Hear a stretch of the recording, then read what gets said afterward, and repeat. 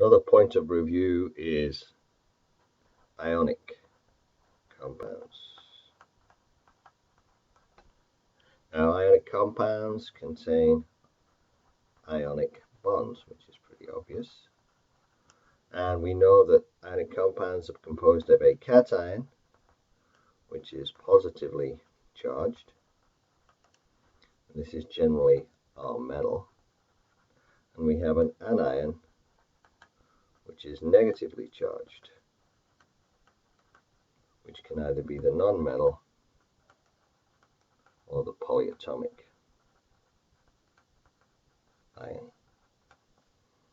We know that the general trend for this is that these are attracted. The positive is attracted to the negative because in basic chemistry, opposites attract and likes repel. Now, if we look at the cation, we'll do the cation in green, we need to recognize that this is a metal and it becomes positively charged by losing electrons. And the anion, for simplicity, is the nonmetal, is negatively charged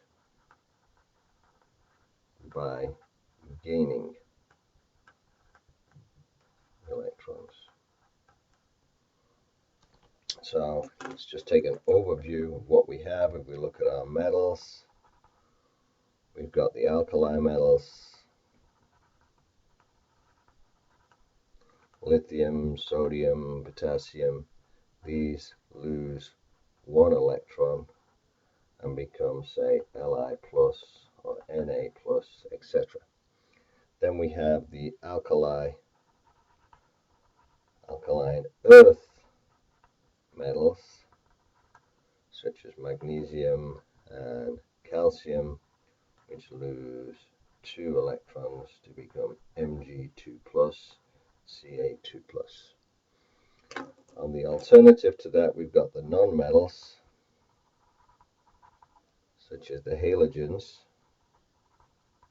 such as chlorine, fluorine, bromine, iodine. These gain 1 electron to become chloride, fluoride, bromide, etc. So remember, we go from chlorine to chloride.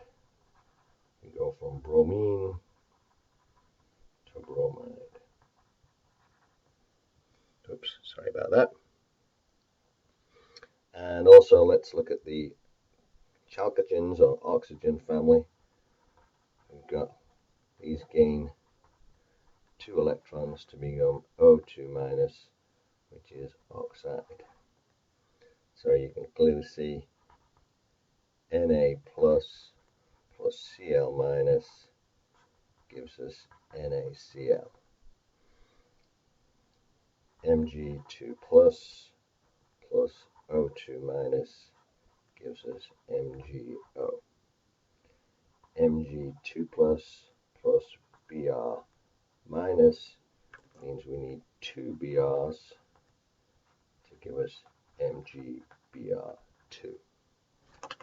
Similarly, over here,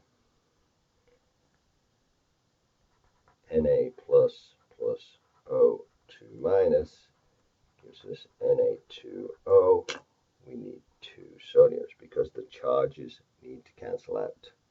We recognize that the number of positives must equal the number of negatives in order for us to have a neutral compound. So let's just point out some obvious things about these ionic compounds. I'm going to write up here in the top that these are solids with high melting points.